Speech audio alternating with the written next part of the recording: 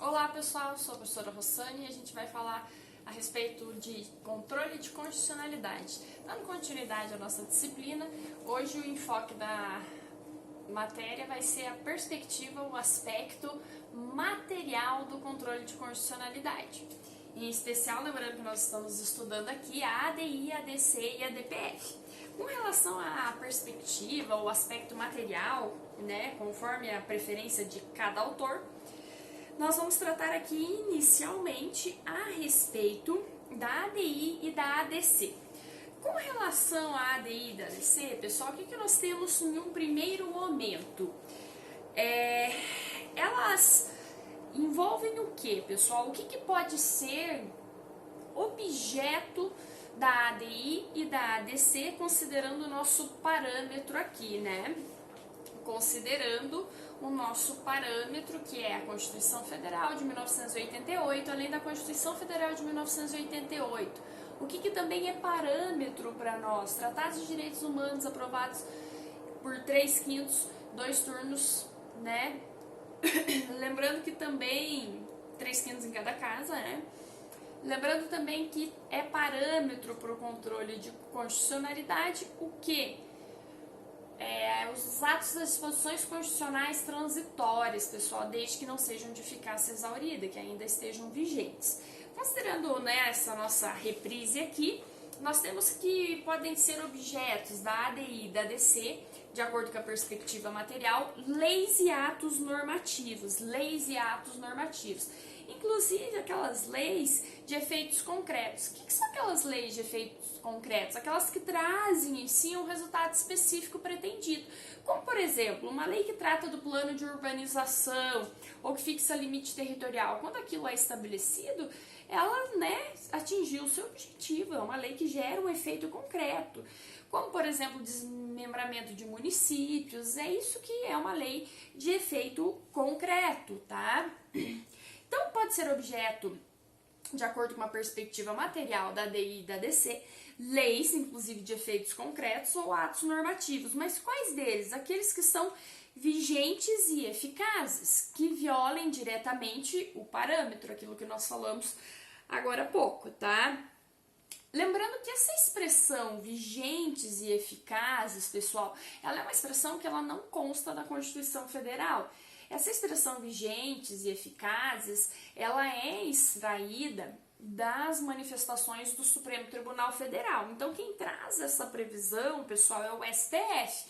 Da mesma forma que essa admissão de leis de efeitos concretos, ela trata de uma análise também do STF. Leis de efeitos concretos passaram a ser admitidos após 2004 por meio da ADI 4049. Então, por meio da ADI 4049 que o Supremo passou a admitir a possibilidade de leis de efeito concreto, tá? Como sendo objeto do controle de constitucionalidade, considerando uma perspectiva material, objeto da ADI e da ADC. Mas a gente já sabe aqui o que pode ser objeto, que são leis, inclusive de efeitos concretos e atos normativos, vigentes e eficazes, que violem diretamente o parâmetro. E o que não pode ser, de forma alguma, objeto da ADI ou da ADC? Não pode ser objeto da ADI e da ADC atos tipicamente regulamentares. Por que, professora, que atos tipicamente regulamentares não podem ser objeto da ADI e da ADC? Porque esses atos não violam diretamente a Constituição Federal. Eles regulam uma lei, ou seja, tem um ato interposto, né? Eles regulamentam uma lei e esta lei está para a Constituição. Há um ato interposto, portanto, entre a Constituição e aquele ato tipicamente regulamentar. Qual é esse ato interposto? A legislação, né? Então, pessoal, aqui eu sugiro a leitura da ADI 3664, tá? 3664, que trata a respeito de atos tipicamente regulamentares. Daí eu indago para vocês, atos regulamentares autônomos,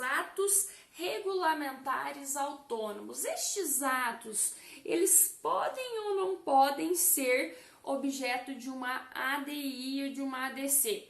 Veja bem, pessoal, atos regulamentares autônomos, eles podem ser objeto de uma ADI e de uma ADC. Mas, professor, você acabou de dizer que ato regulamentar não pode ser? Veja bem, porque tem um ato interposto, mas eu estou dizendo um ato regulamentar autônomo. Quer dizer que entre este ato e a Constituição Federal não há nada que faça esta barreira.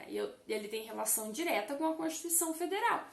O que eu trago aqui nesse aspecto? Por exemplo, uma portaria de um ministro, né, de um ministro de governo, se ela violar diretamente a Constituição Federal, sem que haja um ato interposto, ou seja, uma lei. Por exemplo, na época do governo da Dilma, havia uma portaria do Ministério das Comunicações que regulamentava o direito de reunião dentro dos ministérios em Brasília. Esta portaria do Ministério das Comunicações, ela violava diretamente a Constituição Federal. É evidente que, em especial, o direito de reunião. Por conta disso, pessoal, nós tínhamos aí uma evidente incondicionalidade. Eu tinha aqui, na verdade, um instrumento que poderia ser objeto do controle de condicionalidade, tanto por meio da ADI quanto por meio da ADC.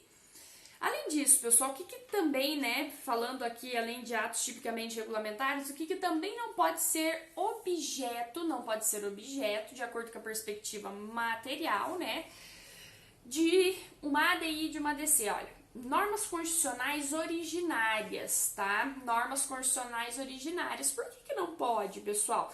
Porque essas normas, elas todas, né, que estão dentro da Constituição, não há uma hierarquia diante do princípio da unidade da Constituição. Eu tenho aqui que todas as normas estão em pé de igualdade. Eu não faço uma classificação entre normas inferiores e normas constitucionais superiores, porque a ideia, na verdade, é que eu tenho uma interpretação sistemática, impondo ao intérprete o dever de harmonizar eventuais tensões que aconteçam dentro da Carta Constitucional.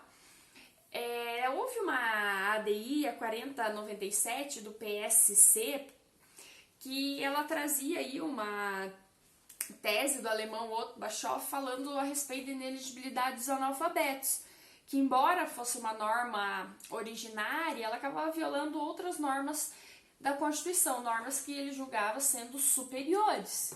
Então, haveria uma divisão da Constituição Federal entre normas inferiores e superiores, de acordo com a teoria deste alemão. Mas o Supremo, ele não acolheu essa tese, porque ele usou justamente o fundamento que eu disse para vocês, da unidade da Constituição. Então, não poderia ter essa divisão como o autor desejava suscitar e acabou cogitando junto ao Supremo. Tanto que não foi aceita, tá? Hoje nós falamos em um sistema constitucional único, um princípio da unidade da Constituição, tá?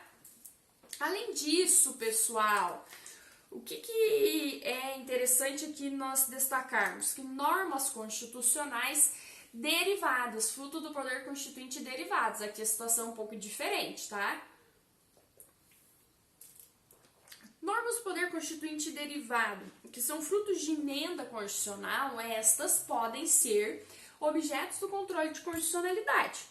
Essas normas que são fruto do poder constituinte derivado, elas têm capacidade de serem objeto do controle de constitucionalidade, porque eu não estou falando do poder constituinte originário, sim do poder constituinte reformador. Cuidado com isso para não serem induzidos em erro, tá? Além disso, há outras disposições em que são vedadas a propositura de ADI e da ADC? Sim, há outras, como por exemplo, leis e atos normativos de efeitos concretos já exauridos. Professor, mas lei e ato normativo não podia propor ADI e ADC? Sim, pode. Leis ou atos normativos, inclusive de efeitos concretos, pode. O STF passou a admitir isso com a ADI 4049 a partir de 2004. A questão é que eu não posso tratar de uma lei ou ato normativo, inclusive de efeito concreto, já exaurida. Se já exauriu, ela não produz mais efeitos, então ela não pode ser objeto da ADI e nem mesmo da ADC. Aonde que eu vou encontrar isso? Na ADI 4048, na ADI 4049 e também na ADI 4051, as quais eu sugiro que os senhores efetuem a leitura para enriquecer o estudo de vocês, tá? O que também não pode ser objeto da ADI e da ADC de acordo com a perspectiva material, hein? Não pode ser objeto da ADI, de acordo com a perspectiva material, leis ou atos normativos já revogados. Por que não pode ser? Ora, porque ele não coloca mais em perigo a Constituição Federal. Ele não coloca em perigo a supremacia da Constituição. Tá? A ideia não é nós protegermos a supremacia e a rigidez da Constituição. E uma lei ou um ato normativo já revogado não gera mais nenhum perigo de dano, tá? O que eu preciso tomar cuidado é que não é porque não pode ser objeto de ADI e da DC que isto impede aquela figura lesada pela norma ou pelo ato normativo que ele proponha uma ação por meio do seu direito, né? Ingresse com uma ação por meio do controle difuso, seu direito subjetivo, e acabe obtendo uma declaração dentro da análise do seu caso concreto, tá bem?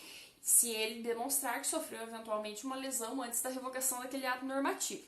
Em síntese, o que eu posso destacar para vocês é que leis ou atos normativos já revogados não admite controle abstrato, não admite controle concentrado para esse tipo de norma. Só que eu preciso ter alguns pontos assim para atenção e discussão. Se a revogação da lei ou do ato normativo ela ocorre depois da propositura da ADI e da DC, o que vai acontecer, pessoal? Se a revogação ela acontecer após a propositura da ADI e da DC, haverá extinção da ADI ou mesmo da DC pela perda do objeto, pela perda superveniente do objeto. Se a norma foi revogada, não há por que eu analisar a constitucionalidade ou inconstitucionalidade dela.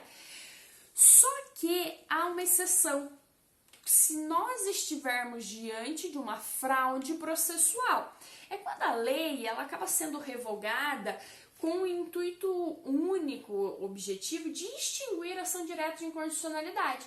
O legislador, ele dolosamente acaba efetuando a revogação daquele instrumento legal para evitar que haja, eventualmente, a procedência de uma ação direta de inconstitucionalidade.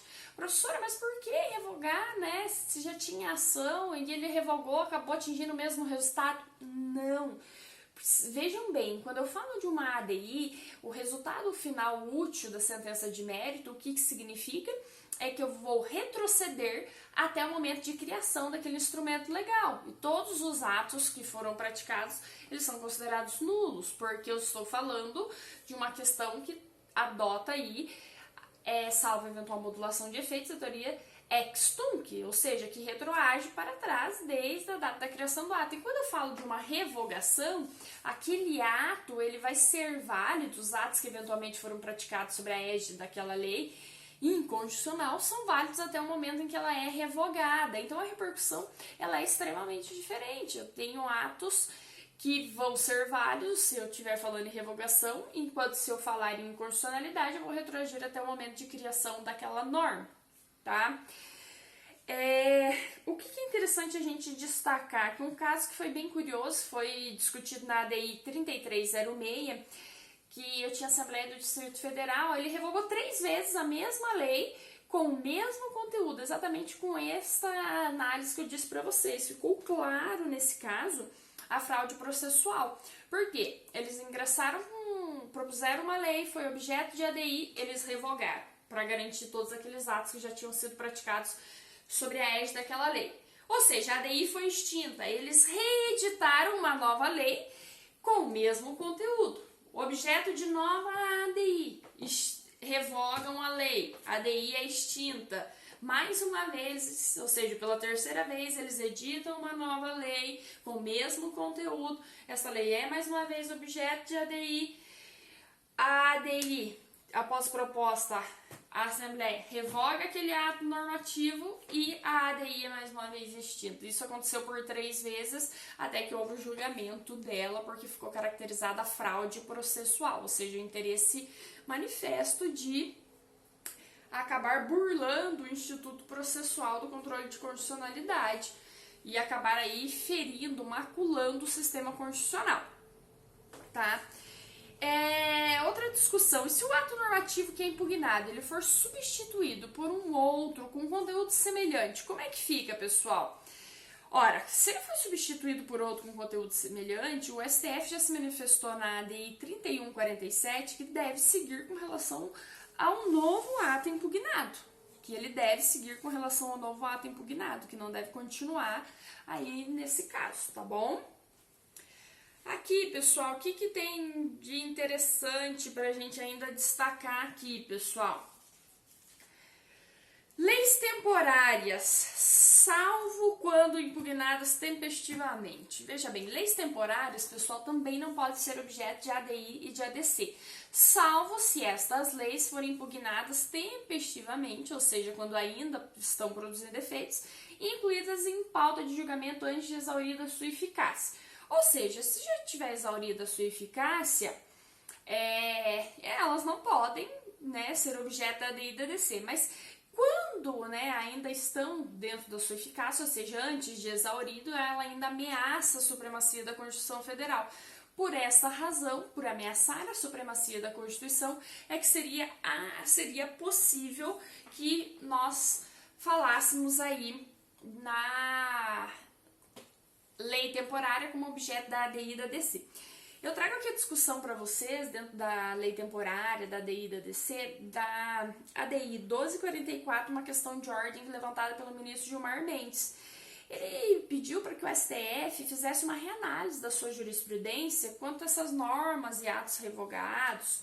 Isso aqui eu estou falando até mesmo das leis temporárias, né? Uma questão aí que envolve tudo isso, porque eu estou falando de leis que não estão produzindo mais efeito. O Supremo, né, o Gilmar Mendes pediu para que o Supremo fizesse essa análise, porque ele diz assim que esses atos deveriam ser objeto do controle abstrato, ainda que revogados, justamente por essa capacidade de retroagir, né, com efeitos ex tunc, com o escopo de garantir a máxima efetividade da Constituição Federal. E este foi o fundamento do ministro Gilmar Mendes para essa discussão. Eu ainda não tenho uma resposta a respeito disso, mas sugiro que vocês efetuem a leitura da ADI 1244, da questão de ordem levantada pelo ministro Gilmar Mendes. Pessoal, o que eu tenho para a aula de hoje é isso. Espero que vocês tenham gostado. Se inscrevam no canal, deem um like aí se vocês gostaram do vídeo e ative o sininho para ficar por dentro das próximas aulas, que a gente vai tratar aqui da perspectiva material ainda, mas a respeito da ADPF especificamente. Valeu!